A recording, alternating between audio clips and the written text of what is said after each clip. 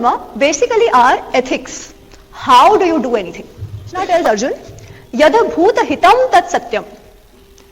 Only that is Satya, which is in the benefit and welfare of all. Krishna says, as far as possible, say the truth only. As satyasya vachanam sadhu, na satyat vidyate param.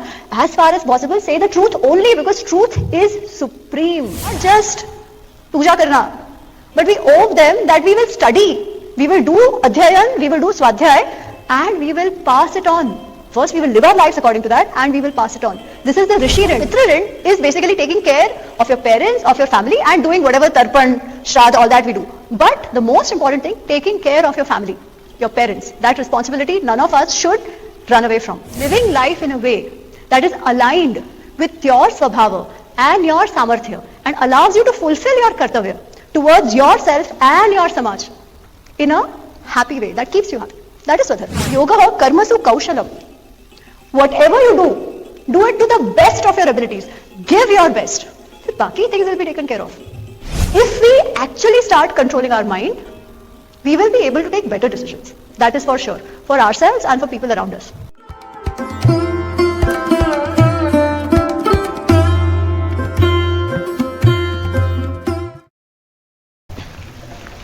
Namaste, Jai Shri Ram. Jai Jai Shri Ram. So happy to be here again. Pichhle varsh bhi Yagnesh bhai had organized a program in Jersey, and we had spoken more on itihas. And this time he's given me a very specific topic to talk about. Samanya Dharma, so Swadharma Samanya Dharma. So we'll take it up. But something very interesting happened today, and I thought maybe I should share that, because Yagnesh bhai just spoke about Hindu Parent Network and the work that they are doing. And I want to just emphasize and stress how important that work is, because something happened just literally while we were coming. So Rutvi Bhabhi was driving me and I got a message. This message was posted on my YouTube channel. So there is I don't know the person, but the person said that I belong to a Gujarati Vaishnav family. I live in US and we've been here for years now. My son is now 20. He was born here. We brought him up here. Being a Vaishnav family, we've been Krishna Bhaktas, and bachpan se our kid was very much into Krishna. He knew Krishna bhajans and all of that. 2 years back, he went to college. He comes back and he tells us, you are worshipping devil. I will not worship your Krishna anymore. I am a Christian now. I follow Jesus.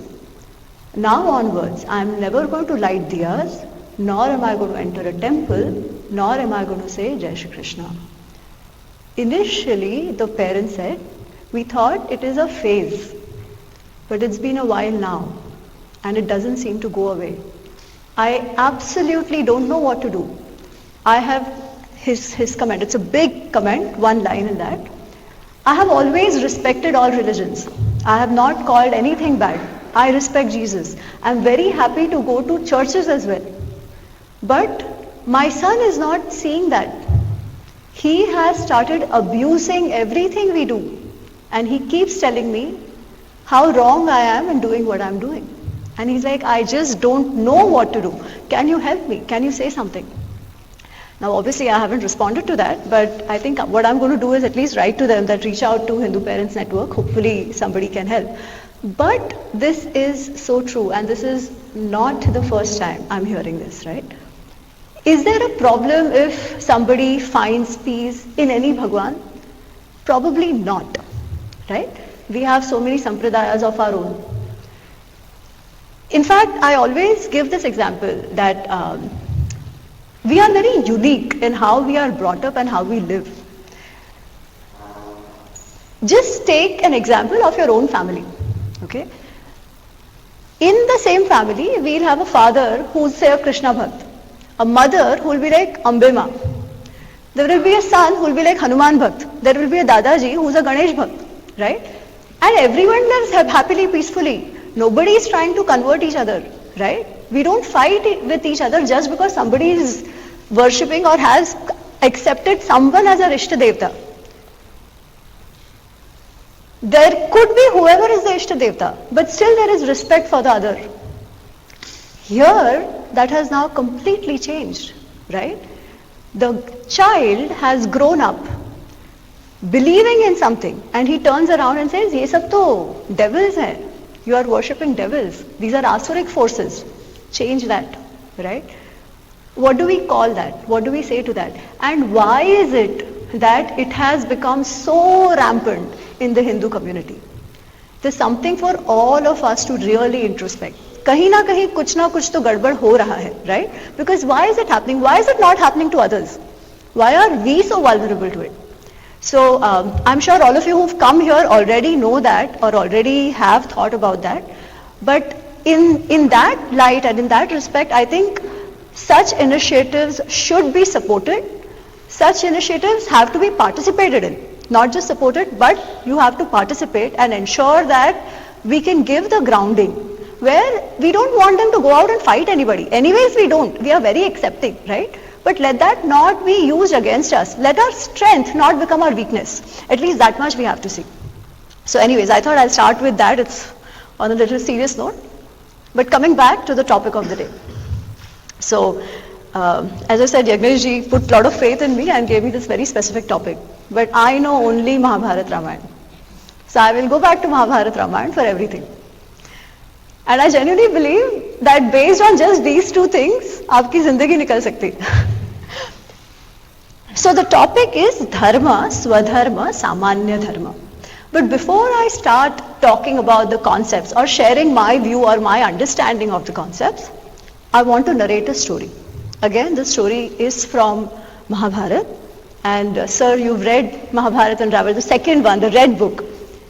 The story I have mentioned, I have written about that story in that third book. This story is called the Vyadha-Geeta. Vyadha means hunter or a meat seller. Okay? And Geeta is basically the hunter is saying something. So it is a discourse given by the hunter. This story is narrated in the Vanaparva by a rishi to Yudhishthir. And the question is about what really is dharma, something around that. That is the topic. So in this story what has happened is that there is a rishi named Kaushik. This Kaushik rishi is a pandit. He has read all the Vedas, he does a lot of Swadhyaya, he reads, he chants, he teaches, all that he does. One day he was sitting under a tree and doing his adhyayan. A bird shat on him. Okay, that's what birds do, you're sitting under a tree, right? But he got very angry because he was doing his work and suddenly somebody shits on you, you get so angry, and he just cursed the bird out of that anger. And because, of course, he's been such a Siddha Swami, that bird died. So when the bird died, he felt a little guilty. Ki, arey, arey, kya ho gaya? It was not such a big crime that was committed by the bird, right? It was just doing its thing. But he realized that I couldn't control my anger, and so the bird died. So with that in mind, he went out to the village to ask for bhiksha. So he goes out, usual track of his, he goes outside a home and he stands there and he says, Bhavati bhiksham dehi. So the lady of the house, she shouts back, she's like, Swamiji, I heard you, please wait, I'm just getting your bhiksha. Okay, and she goes to get bhiksha. Now, as it was supposed to be, her husband and her children come home. And she gets busy giving them khana pina and all that. She is the woman of the house, right? So she gets busy taking care of them and all that, and it just slips her mind that this Swamiji is standing outside for bhiksha. So this guy stands for 10 minutes and again he becomes very angry and he's like, what kind of a woman are you? Do you not know that you should be respecting Brahmins and Pandits? You asked me to wait here for bhiksha and you've gone away, you've forgotten about me. What kind of a person are you? What kind of a paap are you committing? Don't you know? Ekdam gusse mein. So the lady comes running and she's like, sorry Swamiji, my mistake. It just slipped my mind. It's just that I became very busy taking care of my husband and my bachas. When they came home, they were very hungry. So it just slipped my mind. I really apologize. Here's your bhiksha. But this person is very angry. He feels very insulted. She asked me to wait here. She forgot about me. She didn't give me priority. How does it work? And he didn't accept the apology. He kept screaming. So the lady says, Swamiji, I am not that bird who will die because of your curse. When she says this, the Swamiji is like, how do you know? The lady says, because I have always done my dharma. I know what my dharma is. And that dharma has given me the power and the foresight to understand what's going on. But you don't know dharma. You clearly don't understand dharma.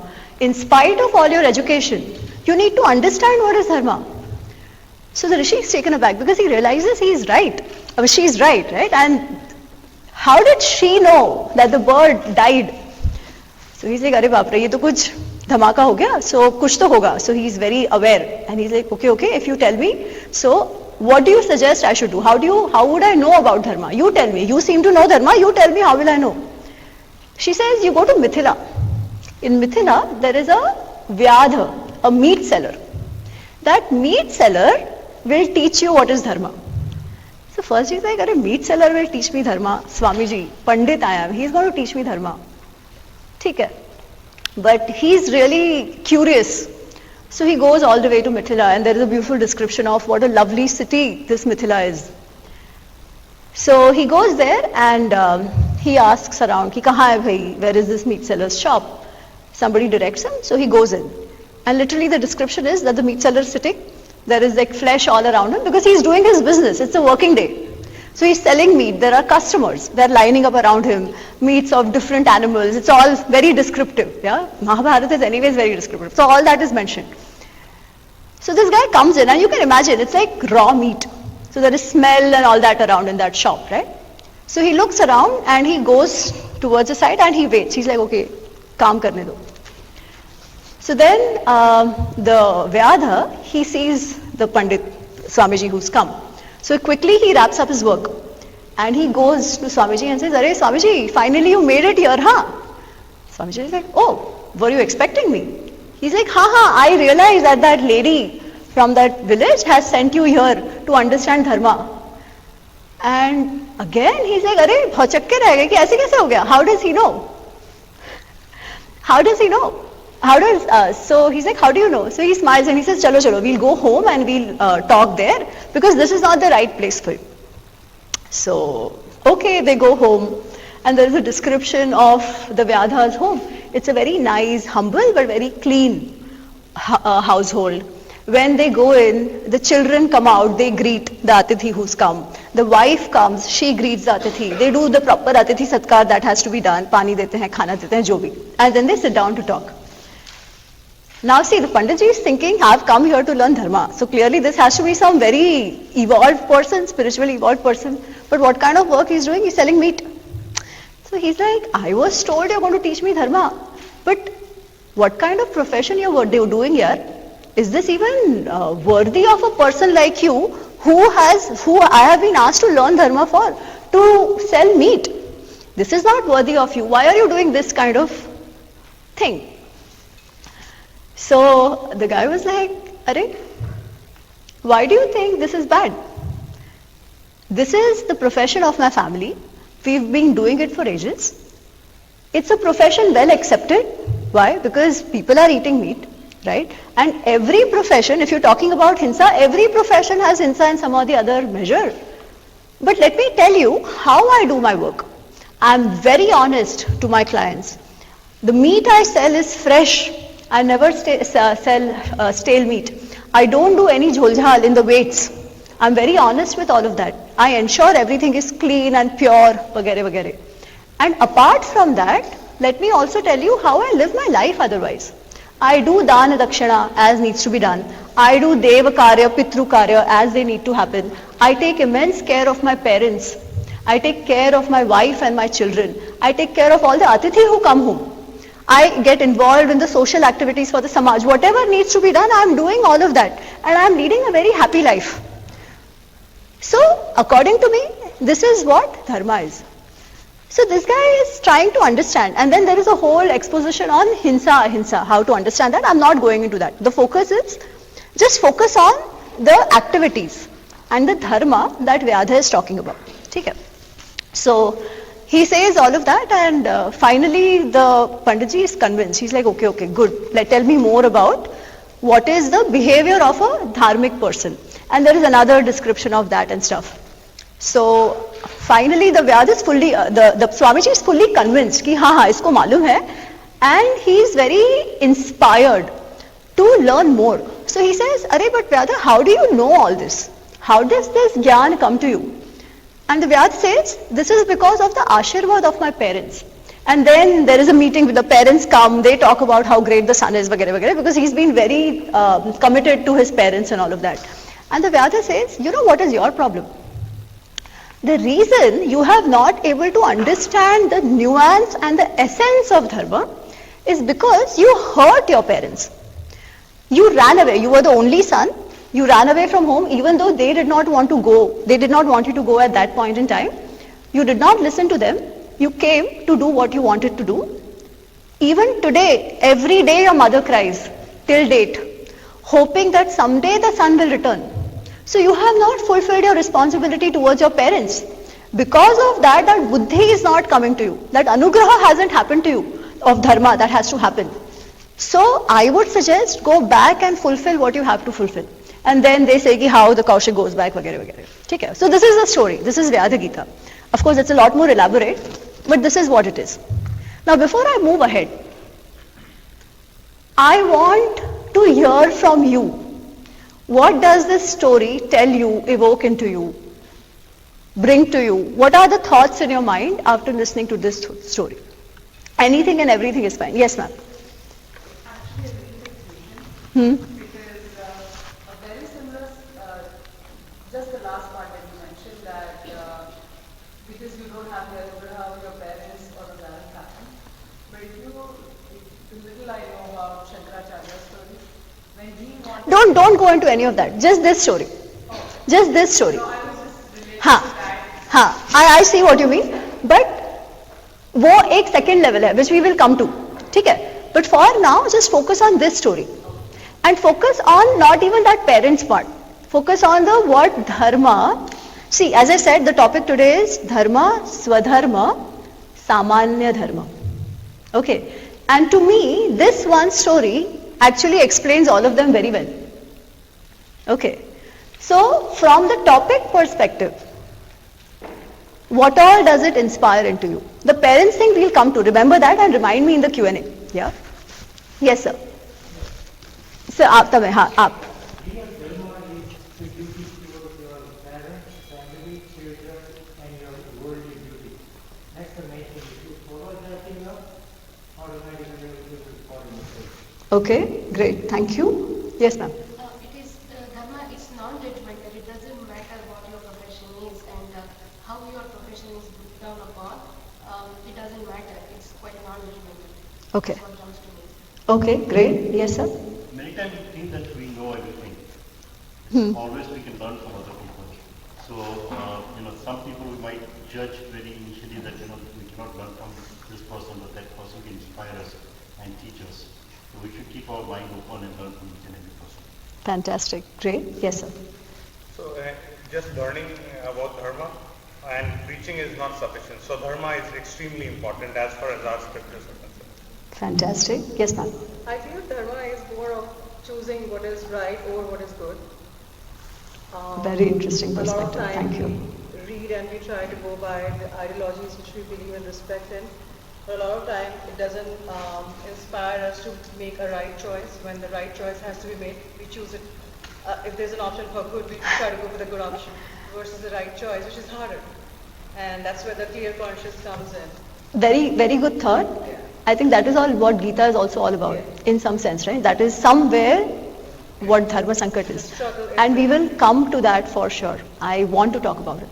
Let me take few from this side and then I'll come back here. I'll allow everyone. I want to hear from everyone. Yes, ma'am. I think so we're just sharing what dharma is, like what we think dharma is, right? Huh? We're just sharing what we think dharma is. What do you think Dharma is and what did this story, like how do you relate it to this story? Specifically to the story that I said. Okay, I came in the middle, so I didn't know if you Okay, but say what you want to. I just think that dharma is like, so we all have different jobs, like what we're supposed to do in our life, like the students and like family members and everything. So I think dharma is like following dharma, being able to balance all of those and doing your jobs that like correctly correspond to like what Okay. you're supposed to do. Like, Great. Thank you so much. Actually, even without hearing the story, you said it very well. Thank you. Yes, sir. You were saying something. it feels like dharma doesn't have a static definition, right? And also the farther you go from your personal dharma, family dharma, and everything else, the definition changes, and that's where some of them might, at the boundaries of it, you might have some kind of dharma sankhya. That's Good. So, see, there is no one answer that I'm looking for, right? I just want to know your thoughts about the story. Eventually, I'm going to hopefully bring it together, and it is more like a food for thought for all of you. ठीक है, तो उस sense में देखिए, it's not any one answer. So everything that has been said is very, very interesting, and I would request everybody to pay attention. Yeah? Okay. Somebody else? हाँ, जी sir. So a part of the dharma is how you get into being a dharma person. So I'm kind of stuck in his the temper that he has. So his vasana is playing an important role in that. So, Yes. Okay. Good. Ji sir. So what I have understood from the story is do your duty, and sometimes even though you are doing your duty, you may have forgotten about some duty, and you need somebody else to tell you, hey, go do your job. You need a reminder. Okay. Great. Yes, ma'am. So, from the story, what I understood was like dharma is not what you do only sadhana and puja, path and all that. Dharma is where you are, in what situation you are you doing that work, your job with honesty and with full devotion. Fantastic. Thank you so much. Beautiful. Thank you. There and here, and then we'll stop. Yes, sir. What I understand from dharma is like many people relate the dharma with the religion, but if somebody went through this dharma was particularly, they also get the dharma as a duty. But what I feel about the duties of dharma is that those should not supposed to be limited to your family, friends, near and dear ones. But when you born here on this earth as a human, the first thing you should think about the humanity, the nation where you are staying, and around the world.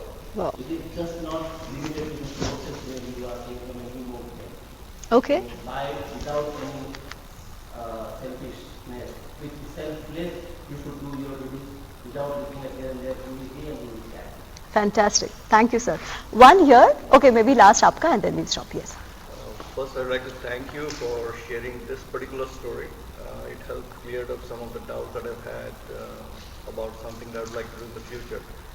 Going back to the story that you said, I am glad that there is no definition of dharma as such. I mean, you have to assess the situation you're in, and then you have to find that something which makes you stay on the path of dharma. So my dharma, it could be very different from his dharma. So so now I'm curious about what is that thing that I need to have to understand the dharma that I need to follow, because my path is very unique compared to his or somebody else's. Fantastic. Yes, sir. Last one. Among the many things what I heard, I felt that from the story, especially the one where she has to first take care of her family, it also is about prioritization and understanding your primary dharma. And when you are in a conflict situation, you choose the right priority over the other. Even if you find that both are right, choice is very important in dharma. Fantastic. Thank you so much. Stay with all this, and we'll revisit everything that you've said in the end of our discussion. Okay, so आप ध्यान में रखिएगा. Because some very good points have been made, and I think that's where the discussion is eventually going to go. But before I get into dharma, I have one more question. What if instead of the Vyadha, okay, there is a dacoit, डाकू है, और वो बोलता है डाकूगिरी तो मैं करता हूँ, okay, but how else do I behave? I take care of everybody. मैं गरीबों से, मतलब अमीरों से, I steal from Amir and give it to the Garib and all of that. So, will that also be justified? If you just replace the Vyadha with the dacoit. If not, why not? If yes, why yes? Yes. Because this, as a profession, if you argue, is not societally accepted. Okay. Yeah. So, the way I think about it is, I was thinking about your original story, right? So, when you think about dharma, dharma is a way of life. You choose that way of life, or the life is chosen for you. You follow that life.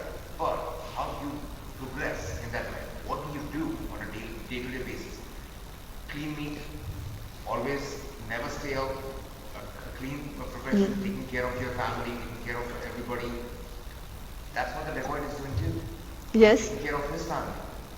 He may be stealing from somewhere, but he's stealing somebody else. So in that sense, his profession is his profession. That's his dharma. Okay, so I would go with what Sir said. There are socially acceptable, sorry ma'am, yes, go ahead. Yeah, okay. So there are socially acceptable professions and there are actions which are not okay. Okay. So the not okay cannot be justified, however well you do it. Okay. Stealing from somebody for whatever reason is not dharma, cannot be dharma. Okay. In specific situations, there are these ethical questions which will come. Ki ek bichara bacha, he's not gotten to eat for 10 days, should he go and see? That, I'm not getting into all that. Okay? We are talking about professionals, mafias. Because if you see, a lot of mafias do a lot of dan dharmadas. Right? Because somewhere that guilt is there and they think dan dharmada karke wo dhul jayega. Doesn't work that way. Okay? Always remember in our karma siddhanta, it is not as if good karmas cancel the bad karmas. No karma is cancelled. Bad ka bhi bhugatna padta hai, good ka bhi acha milta hai. Okay. So, this katha is not justification of any profession. Because sometimes people get very triggered with this story. I'm glad nobody here did. But otherwise people get very triggered. Ki how is meat selling a good thing? How are they justifying meat selling? Nobody is justifying anything here. If in a society meat is being eaten socially acceptable way, then the profession of selling meat has to be socially acceptable. ठीक है? खाओगे पर बोलोगे बेचने का नहीं, doesn't work. ठीक है? So from that perspective, this is a very socially acceptable profession. Now what is he saying? He's saying this is my Swadharma. Coming from centuries, my parents, my family has been doing it. This is my profession. And how am I doing it? Honesty, clean meat, taking care of my customers. Beyond this, taking care of my family, bachas, society, atithis, everyone, devakarya, all that I'm doing. Okay. You know what has he really said? In this story, the Vyadha has in a way explained Swadharma and explained Samanya Dharma. Okay. Now what is Samanya Dharma? Samanya Dharma basically are ethics. How do you do anything? Okay. How are things done? So when they talk about Samanya Dharma, various texts will give you various lists, but essentially it is Satyam, Asteyam. Asteyam is non-cheating. Akrodham, not getting angry. Yeah. Daya. It will talk about Shaucham, Indriya Nigraha, Damaha, control of self, all that. So Ahimsa, all these, basically everything that you think of as virtue, right? Living your life in accordance with those virtues is what you call Samanya Dharma, which is applicable on everybody, irrespective of age, irrespective of profession. Okay, that is Samanya Dharma. But there is a small nuance to that as well. So let's understand that. But the question, actually even before the nuance, the question is, why do we call it Dharma? Why are these virtues important to begin with? Why do we say Satyam, Ahimsa, Satyam, Ahimsa, Akrodham, Asteyam, all this is Dharma or Samanya Dharma? Why is it applicable to everybody? Why?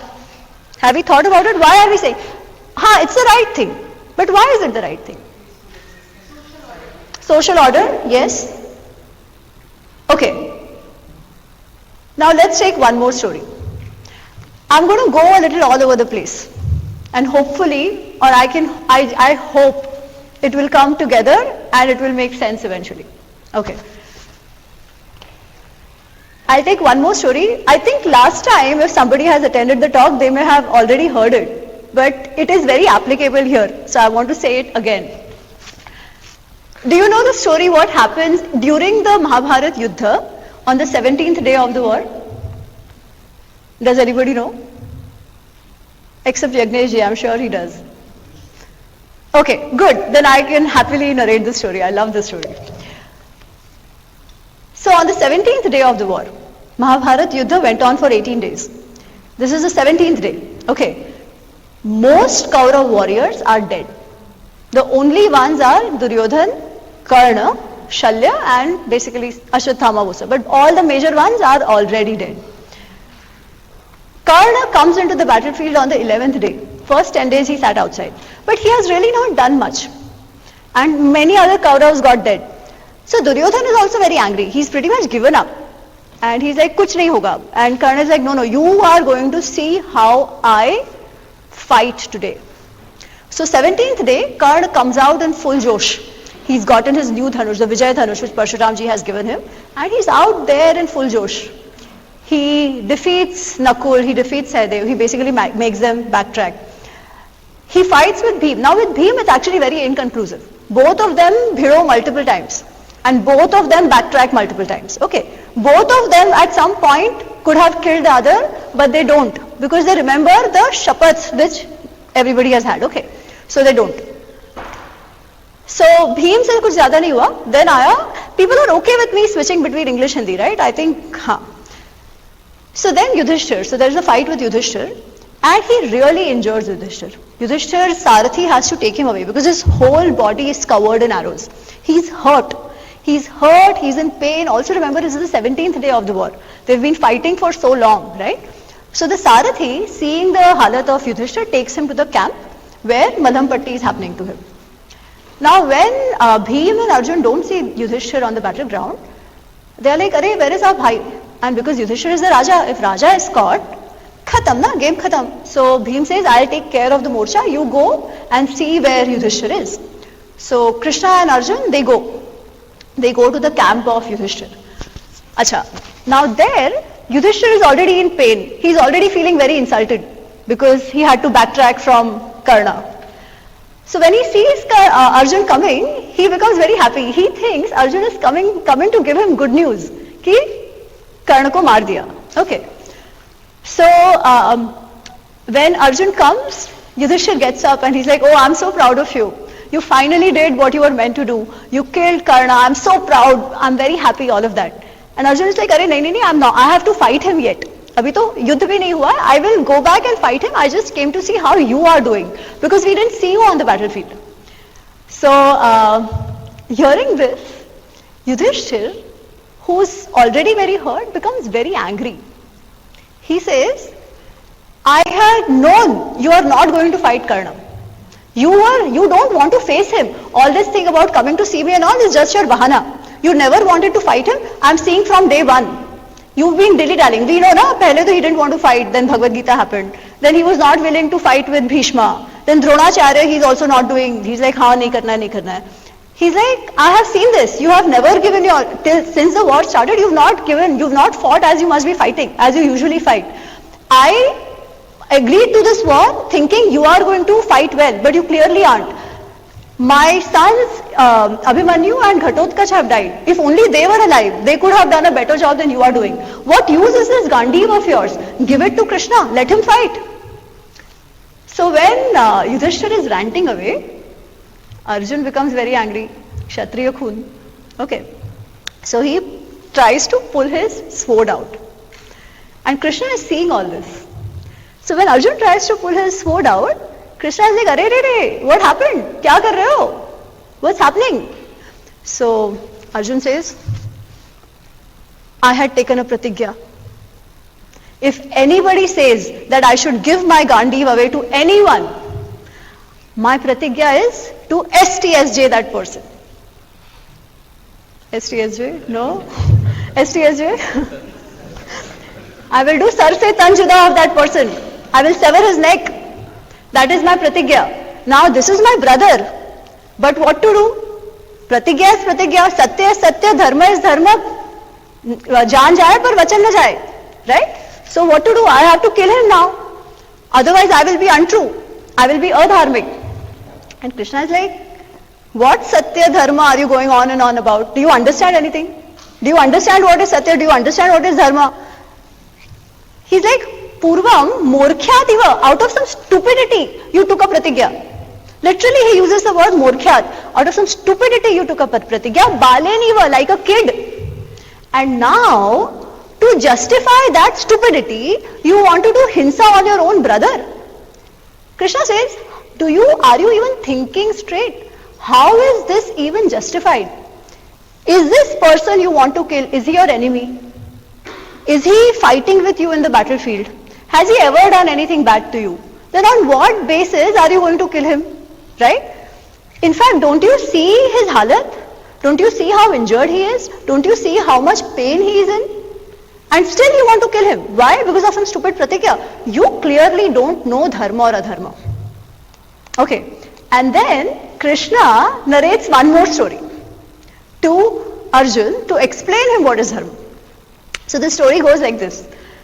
Krishna says, there was a Brahmin who had taken a pratigya.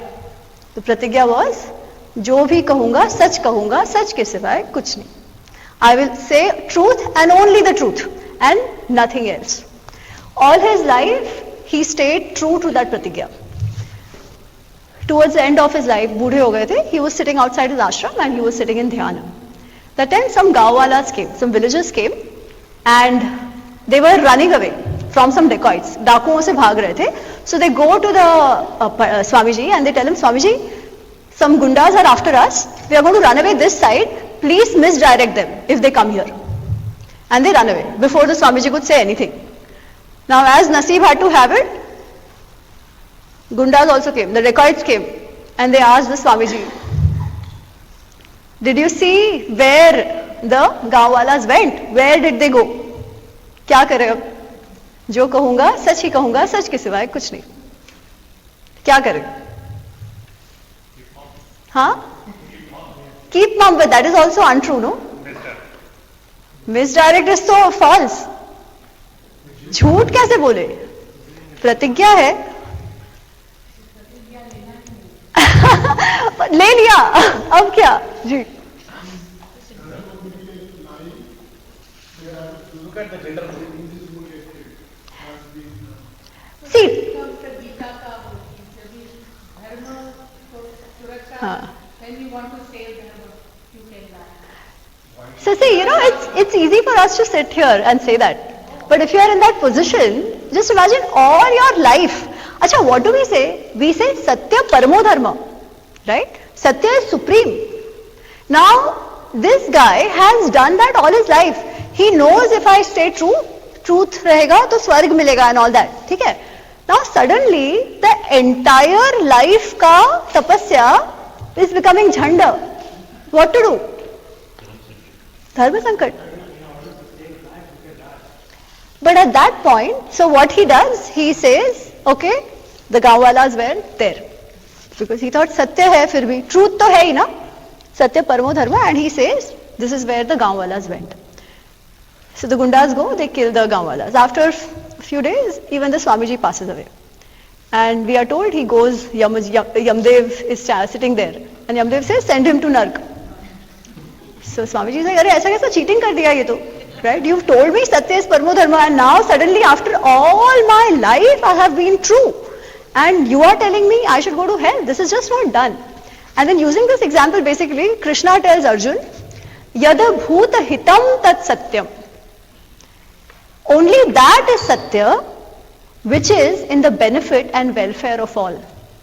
Which is in the benefit and welfare of the larger society, the larger good, and the innocents and the people who are involved, in the interest of the stakeholders who are involved. Only that is Satya.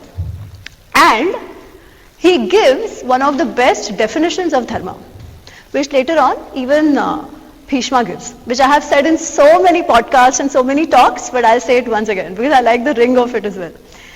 Dharanat dharmiti ahu dharmo dharayati praja yahasyat dharana sanyuktam saha dharma iti nishchayah. Dharanat dharma iti ahu. Dharanat. From upholding. Dharan karna, uphold karna. Sustaining, upholding. Because it upholds and sustains, it is called dharma. Dharmo dharayati praja. Dharma sustains what? Praja, society. Okay. It is dharma that sustains the society. Yahasyat dharana sanyuktam. Only that which leads to sustenance is called dharma. That is what dharma is. And he later on adds, he says, prabhavarthaya bhutanam dharma pravachanam krutam. Yah syat prabhava sanyuktam saha dharma iti nishchayah. Prabhava is progress. Okay. Prabhava has two aspects also. It is abhyudaya and nishraya. So, welfare, progress, prosperity in this loka and the life afterwards, loka beyond. So dharma is that. Dharma is that sustenance principle. Dharma is that prosperity principle. Okay. So we said dharma should lead to benefit of all. Now, what are those aspects of behavior which will lead to benefit of all? Those were categorized as virtues. Because just imagine what would happen if in a society everybody is lying to each other. Will a society like that sustain? Because what will be the validity of anybody's words? Nobody will trust each other, right? A society cannot work like that. What happens if people are just killing each other? A society like that will not sustain.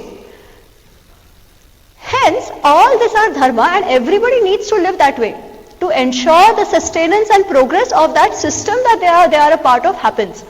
That is Samanya Dharma. But also remember that this Samanya Dharma comes with a nuance. That is, one has to know when that virtue is not just apparent virtue and a real virtue, right? So the nuance is also important. The context is important. But this context cannot make dharma what we call in Gujarati sagvadiyo dharma. Dharma of convenience. मेरे को suit करता है तो प्रतिज्ञा तोड़ देने का. मेरे को सूट नहीं करता है तो hold that person on that pratigya, right? It is not that. Okay, it is not a justification to do whatever you want. Also remember that. Because we think, if I lie, मेरा तो benefit है ना. Madhitam, मेरा तो hit है ना. No, that is not how dharma works. Krishna says, as far as possible, say the truth only. As satyasya vachanam sadhu, na satyat vidyate param. As far as possible, say the truth only because truth is supreme. But no, when is the truth real truth versus it is truth for the heck of it? And use your vivek buddhi for it. So that is important. And he actually gives specific examples or specific situations in which such adjustments or such margin or such leeway can be taken. Not everything and anything. So he says in situations where you know somebody is getting killed, किसी की जान पे है, okay, somebody is in real danger. There, if saying an untruth helps, say it. If somebody is going to lose out on everything and an untruth can save somebody, say that. He says vivaha kale. Don't be that hamesha angry fufa complaining anything. If saying one untruth can ensure that the couple can actually come together and live a life, it's fine. Because many a times in such marriage situations, especially arranged marriage situations, the issues are so small which don't even matter in the larger life. But at that point, they can break a otherwise good alliance, right? So he says in such situations, if there are these harmless things, it's okay because the benefit is going to be much larger for that couple. And he says one more situation. He says, Rati Samprayoge. Does anybody understand Rati Samprayoge? So Rati Samprayoge, I'll give an example. If in the bedroom, your wife asks you, am I looking fat? What do you say? Always no. Always no. Okay. It doesn't matter really, right? So in these situations, it's okay.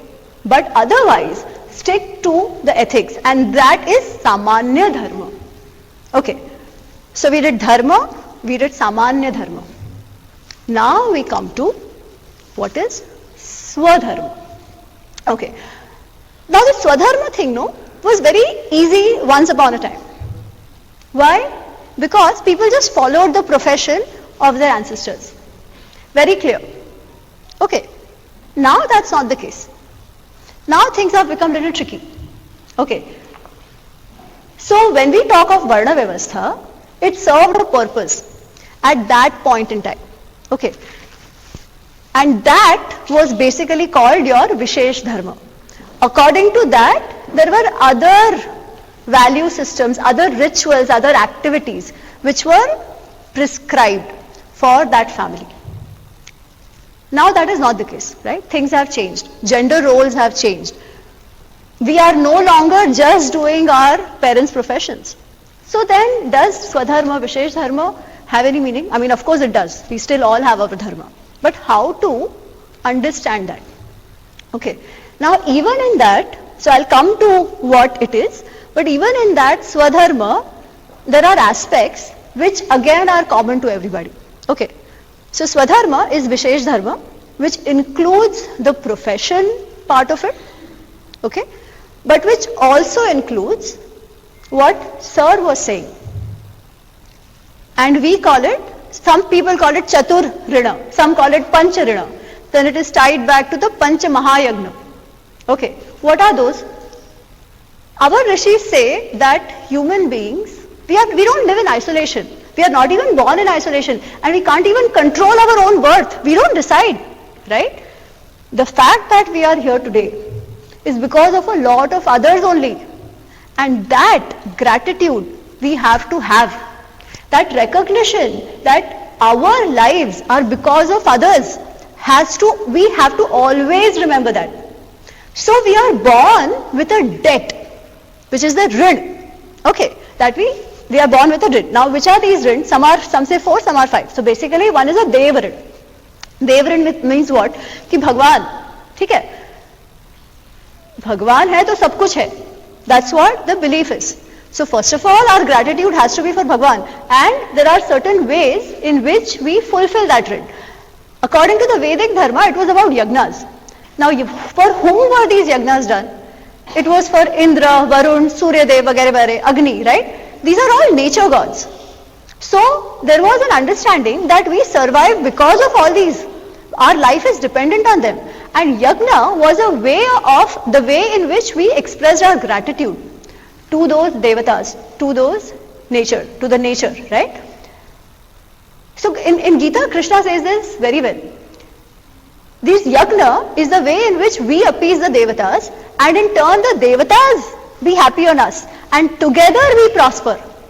So that is the Devarin. Today that has changed. We have our Ishta Devatas, but something about the gratitude towards the larger entity, because of which we are all there. The second is what is called the Rishi Yagna or the Rishi Rin. Okay, this Rishi Rin is also very important. All that we are sitting and speaking about today, it is thanks to so many Rishis and Santas who have come on planet Earth and have ensured that this wisdom is shared, propagated and preserved, right? This wisdom, the reason I feel so passionate talking about these topics is that I genuinely believe that the wisdom that Hindu Dharma has to offer, it is not only for Hindus, and it is not only related to section of people who live in Bharat. This wisdom is valuable for people even today across the world. Because just go back to the definition of Dharma, right? Dharma, we said, is the sustainability principle. Religion is a part of it, for sure. Okay, religion is a part of it because it helps set social order, interactions, grounding, bahut kuch hai. There are faidas of religion, but not getting into that. But we talk about sustainability as some new awakening. ECG goals, sustainability programs, No, you cannot have sustainability standalone. It has to reflect in everything that you do in your life. And that was the sustainability principle. That was how the life of our ancestors was defined and designed, right? Today we've forgotten all that. But even if we go back to some of those value systems, there is so much, we can actually find resolutions to issues we are facing today, including individual health, emotional, spiritual, mental problems and all of that, right? So who should we be grateful for that? To the rishis. We owe them What do we owe them? Not just puja karna, but we owe them that we will study, we will do adhyayan, we will do swadhyay, and we will pass it on. First we will live our lives according to that, and we will pass it on. This is the rishi rin, that we owe it to them. Okay, and by studying, propagating, preserving, and living our life in accordance with that, we are fulfilling that rishi rin. Then comes the pitra rin. Pitra matlab what? The whole lineage. Our ancestors, our parents. Parents are the manifestation. They represent all our ancestors, right? Taking care of all of them. We are here because of them. There is no running away from it. So Pitra Rin is basically taking care of your parents, of your family, and doing whatever tarpan, shraddha, all that we do. But the most important thing, taking care of your family, your parents. That responsibility none of us should run away from. Because they always say कि माता पिता का आशीर्वाद है ना तो सब कुछ हो जाता है. उनका आशीर्वाद नहीं है तो कुछ भी आप करो नहीं होगा. The story of Kaushik. It is a story, but trust me that the anugraha of parents, there is no substitute to it. Okay. So anyway, so that is the other thing, the Pitri Rin. And then we have the Nr Yagna or the Manushya Rin. What is the Manushya Rin? Of course, the whole society around us. As sir very rightly mentioned, it is not just our family, right? We are sustaining, we are living because of the society around us. So we all have a role to play in ensuring that the samaj that we are a part of, that also develops, that also prospers and progresses, and we have a role to play in that, right? Activities such as HPN are doing that. So again, it is not as if हम बड़ा दिल करके कुछ तो समाज सेवा करेंगे. No. It is our responsibility, it is our kartavya, it is what we owe to the samaj. Remember that. Because many times when people do seva, there is ahankar, अरे हम तो करते हैं. नहीं बाबा, you owe it. You are only fulfilling that. Ahankar mat rakho uska. So that is the Manushya Rin. The last one is what we call Bhuta Rin. In some places it's called Brahma Yagna. So from the Yagna definition is Brahma Yagna, but Bhuta Rin. Bhuta Rin is everything else around us. The animals, animals, trees, all of that. Because we are constantly taking from there. We are constantly taking those resources. Give something to them. So पहले ऐसे होता था कि you know those houses we had, they would put khana for the cheeties, and they would put something out there so that cheeties could eat. There would always be, in Gujarat we have seen, गाय नहीं एक रोटली अथवा कागड़ा नहीं एक रोटली, right? Always one roti for the kawa or something for the guy. Always, you see, this was always there. That is Bhutrin. This is how you give back. In whatever way you can, you find those ways. But that is a core part of the Swadharma. Everybody has that, irrespective of the gender, including whatever 100 genders you have today. They all have to fulfill that, right? Nobody can run away. That is what is a part of our Swadharma. Now, how would we do all of that? Paisa chahiye na? Uske bina to nahi hoega. So what is that? That is the other part of Vishesh Dharma, which is the profession which allows you the artha to generate that artha. So the another way of looking at that is the Purushartha framework that we have. Dharma, Artha, Kama, Moksha. Forget Moksha for now. But the Artha, Kama, how do you do it? Based on the Samanya Dharma as we discussed. Anyways, so generating Artha, how do you do that? That is through your profession. Yeah? Now, how do you understand Swadharma, or how do you define that today? As I said, pehle it was simpler. There was a Varna Vyavastha, right?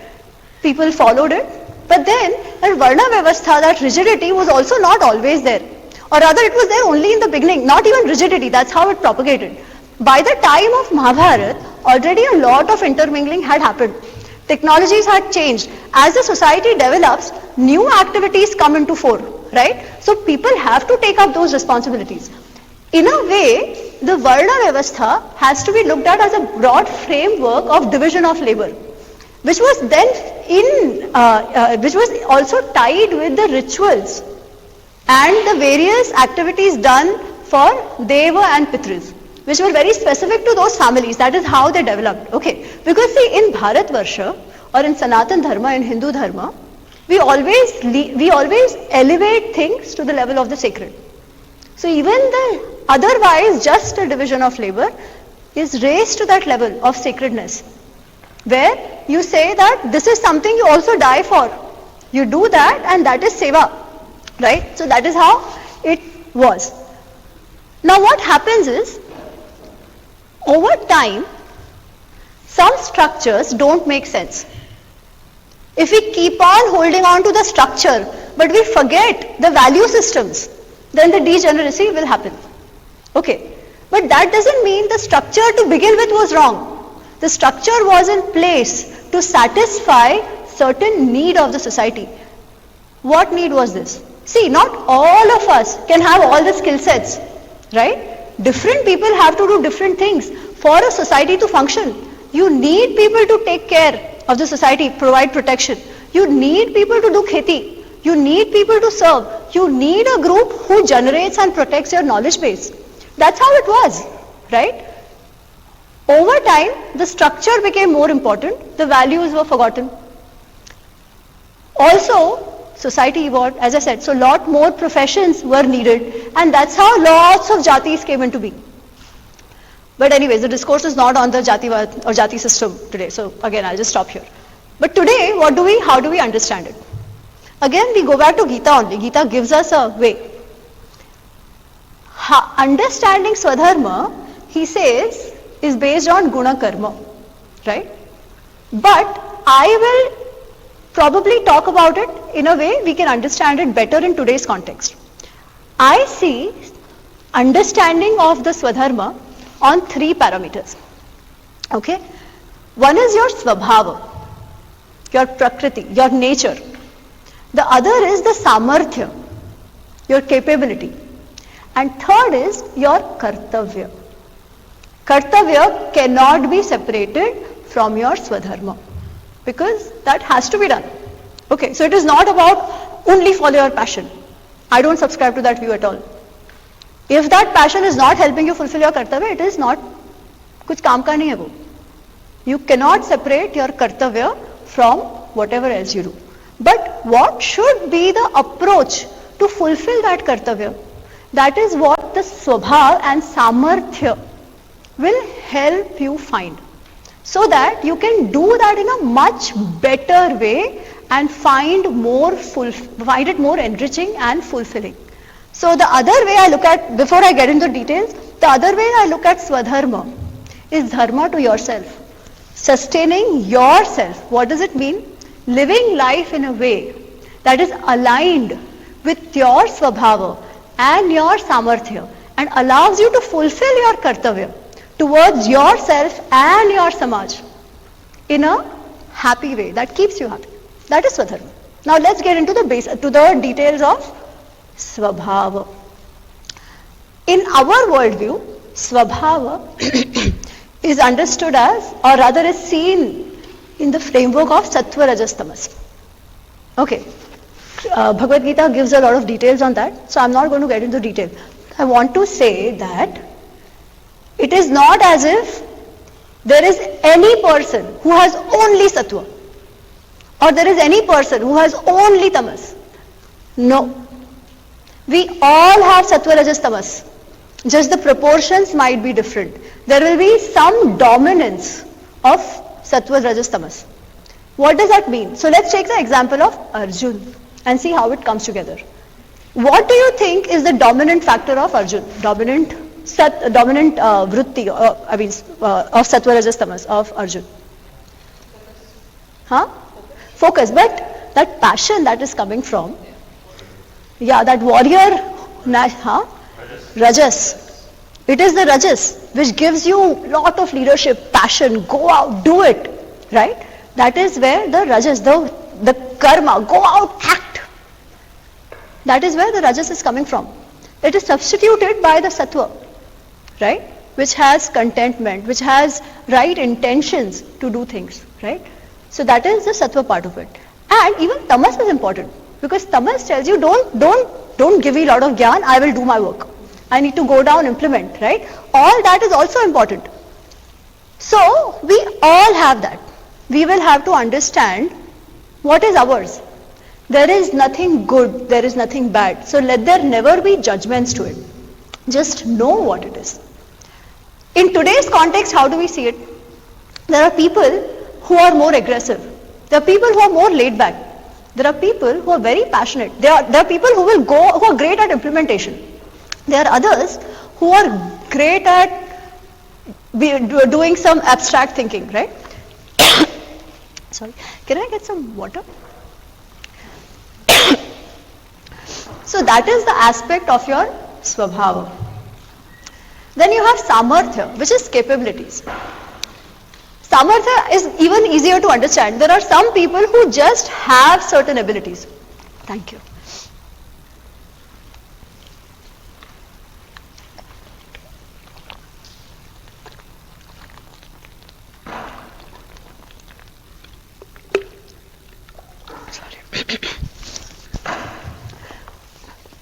So as I was saying, there are people who have certain abilities. Some people have a knack for music. There are others who have a knack for numbers. There are others who are great at sports, right? That is there. Some people already know it, others don't. So you know that, and some others are more, jack of all trades. They are good at many other things. Doesn't always have to be just the one thing. So the biggest fallacy is trying to find out only that one thing. If it is there, you will know. If it is not there, it doesn't mean you are anything less. No, we are still fulfilling a kartavya, and probably there are many things we can do, right? So trying to run behind only that one thing, there could be many things. If you run behind one, you might lose out on the others. So figure out what is it for you. Is it that one thing that you think will allow you, which makes you happy and also allows you to fulfill your kartavya? Gets you money also. In fact, a very good framework to understand Swadharma today comes from Japan. Some of you might have seen it. It goes into this way only. It just has one more part, which I have brought together. Anybody knows that? If I say it, you will know it. I'm 100% sure at least some of you know that. Huh? Not Zen. Huh? Ikigai. Exactly. Ikigai is that, what do you love? What are you good at?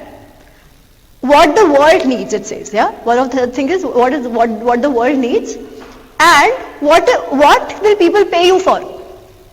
Now if you think of it, what the world needs, what your family needs, all of that is the kartavya aspect. So I am sort of combining the kartavya and the what are you paid for aspect, because that is also important, because only then you will fulfill your kartavya.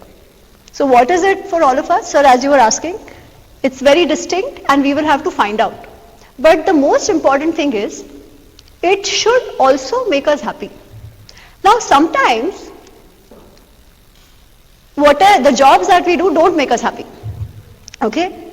And more often than not, once we start doing a job, we will not be happy. Because so many other things will be involved. Politics hai, ye hai, wo hai. And we start thinking, this is not for me. If only I find that one thing that I can give my life for, I will be so happy. This is not it. This work is not it. But we don't know what that one thing is, right? And we feel even worse because we see others and we're like, usko to mil gaya. Kabhi uska bhi frustration samjho, that person may also have other frustrations, right? So it's never going to be easy. But again, it doesn't have to be anything glamorous. The examples we saw, a grahini is doing her Swadharma also. A person who's fulfilling all his responsibilities, her responsibilities towards her family, working for the Samaj as well, doing all the Pancha or whatever, the Rinas, working towards that, that is also Swadharma. You are doing it according to your capabilities. But the important thing is, whatever you do, give your best. That is why Krishna says this, he said a lot of things, and he talks about yoga and Swadharma, all of that. He says, yoga karmasu kaushalam. Whatever you do it to the best of your abilities. Give your best. Baki things will be taken care of. If this is understood, whatever you are doing, even if it is a toxic place, you will be happy. It's helping you fulfill your kartavya. Doesn't mean you have to sado in that toxicity. No, find out, see something else also. Okay? Ye main nahi keh rahi hu ki be content and just don't even try to look out. maybe there is a passion you don't want to follow. All that I'm not saying. All that I'm not saying. Okay? If you have something and you can do it, that one thing, please go ahead and do it. But if you don't, you are still following your Swadharma. It is not as if you don't have it. Sometimes people confuse what they like with that being the Swadharma. If it is not helping you fulfill your kartavya towards yourself, your family, your samaj, then it is not your Swadharma. You might think so. Okay, it is just your passion which you would love, and you're doing it only for yourself. If it is only for yourself, it is just a selfish, self-interest goal, which is also okay. I'm not saying don't do, because it might still add something to the larger creativity, something that will sustain, that will stay, leave a legacy. All that is fine. Okay, so do I have an answer for what is everybody's Swadharma? No, that only you can find. But as long as some of these concepts are clear, I think we are good. Okay, now taking from that, what is Dharma Sankat? If this is Swadharma, where does the Sankat part come from?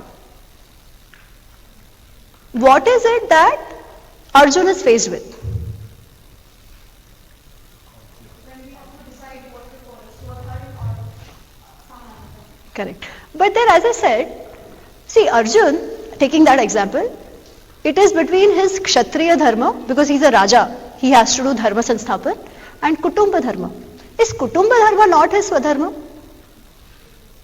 It is his Swadharma also. See, how do you define Swadharma? Is it only one aspect or it is more than that? So that is also an aspect of Swadharma. So within Swadharma only there is this conflict which will happen. Why? Because as I was saying, Dharma is about sustaining systems. Dharmo dharayati praja. Dharma sustains systems. Dharma sustains samaj. Samaj matlab any system that you are a part of. Because human beings are not living in isolation. We are a part of many different systems at the same time. Our family, our professions, our workplaces, our community, our rashtra. Okay. And we have dharma towards all of them, no? In the family, there is a putra dharma, pita dharma, patni dharma, all of that. There is a dharma towards your own self, ensuring we are healthy, right? We are healthy, we are living in peace and comfort. That is one dharma. There is responsibility towards your workplace. Only then you will be getting your artha, right? There is responsibility towards your samaj. Sometimes they come in conflict. Then what do? As Arjuna is faced with. In fact, Arjuna's dilemma is not at all trivial. It is a major dilemma because remember, not only was the family or the lineage of Kauravas that got killed, his own children died. Right? But he was told to focus on the larger good. So, for Arjuna it was fine, he was a Raja. For all of us, that may not always be the answer. Then what do you do in a situation of Dharma Sankat? Again, we get a guiding principle in the Shastras. Okay? What is that guiding principle? So Vidur says this. When he is trying to convince Dhritarashtra to give up to give up Duryodhan. Okay, he says, Tyajet ekam kulasya arthe. Tyajet kulam gramasya arthe. Give up this son of yours and save your family. Okay, you still have 99 other children. Give up this one son and protect your family. And the guiding principle is, give up one to protect the family. Give up the family to protect your village. Tyajet gramam janapadasya arthe. Give up your gaon. Say there is a conflict between two countries. If you just give up one and save everything else, chota sa gaon, give that up and save the rajya. Save the larger country, right? But then he says in the end, as Dharma always puts us into that dilemma, he says, Atmarthe prithvim tyajet. For the sake of this Atma, the Sakshi inside of you, give up this life also. This is the most important. So this is the guiding principle. He is given a hierarchy of dharmas, knowing fully well that there will be exceptions to that. Because not in every situation will that be applicable. And you know how? Let's take one example. I have 5-7 minutes more. I'll just end in 5-7 minutes. So, say there is Ambani and there is some person who works in Reliance. Okay. This person, his child is not well. The person, the employee, his child is not well. And he has to go for a meeting which is going to get some big project for Reliance. Okay. What should he do? Should he take care of the child who really needs him, who's not well, or should he go for that meeting? And if it is Ambani, what should he do? Same situation. Child is not well, but if his presence will get us a big deal. How will these two people, or what do you think? Okay, this is a hypothetical situation. What do you think will be the right approach for the individuals, Ambani and his employee, in a very similar situation? Huh? For both? Okay.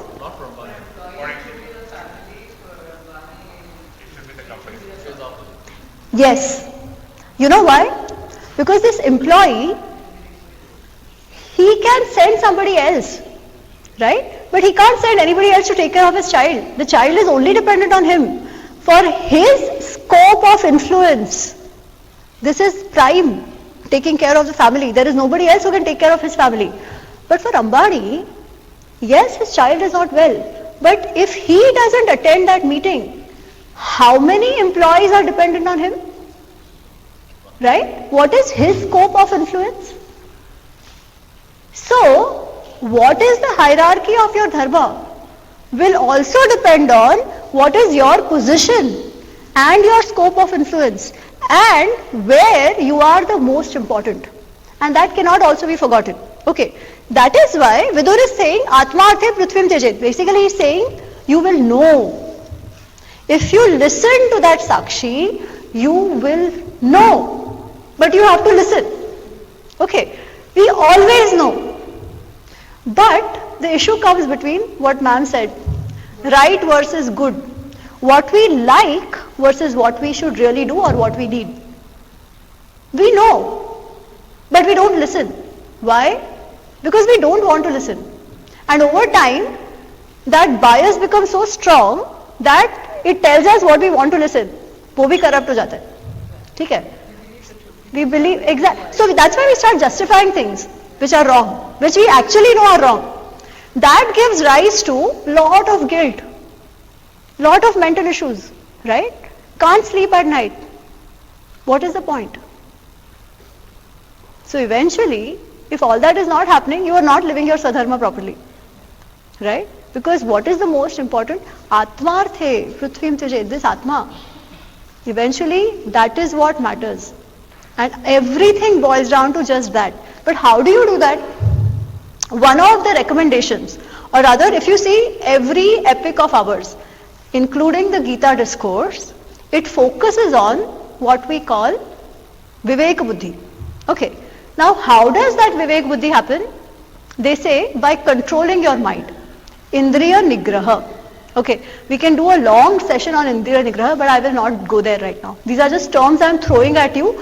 Think of it, mull on it, find out more on it, right? Because that is anyways not the topic today, but I still want to throw it. If we actually start controlling our mind, we will be able to take better decisions. That is for sure. For ourselves and for people around us. Okay. But we don't, because most of us don't have Indriya Nigraha. Then what should we do? How to develop? Again Gita. Gita is everything. Because this is what Krishna is telling Arjun.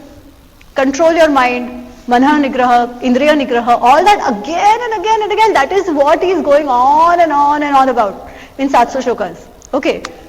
But Arjun is like, very good. I understand controlling the mind.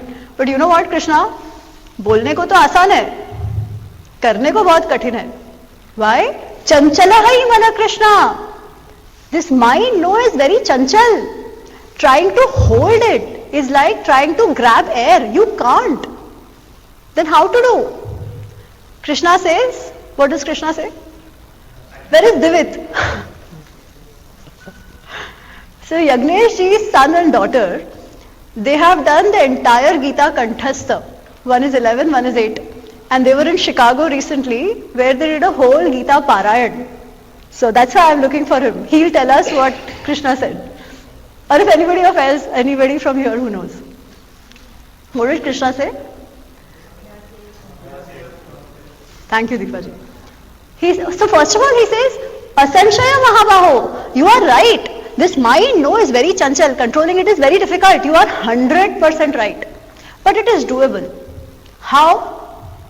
Abhyasena tu kaunteya, vairagyena tu grahyate. Through abhyas. Through abhyas and a sense of detachment. No easy way, unfortunately. This is the only way. Doable, but the only way. No shortcuts. How to do? Maybe next time, Yagnesh and we can discuss. Anyways, so that is it from me. I hope the story that we started with and what we are ending with is sort of coming together. I know it's been a lot because the topic has been such that a lot had to be covered. But again, as long as you take back a few things or just one thing, that our rishis have left us with so much that is worth knowing, worth getting deeper into, worth learning from and living our lives in accordance with that. Hence, I am going to delve deeper. If you take away that much also, I'll feel very happy. Thank you so much.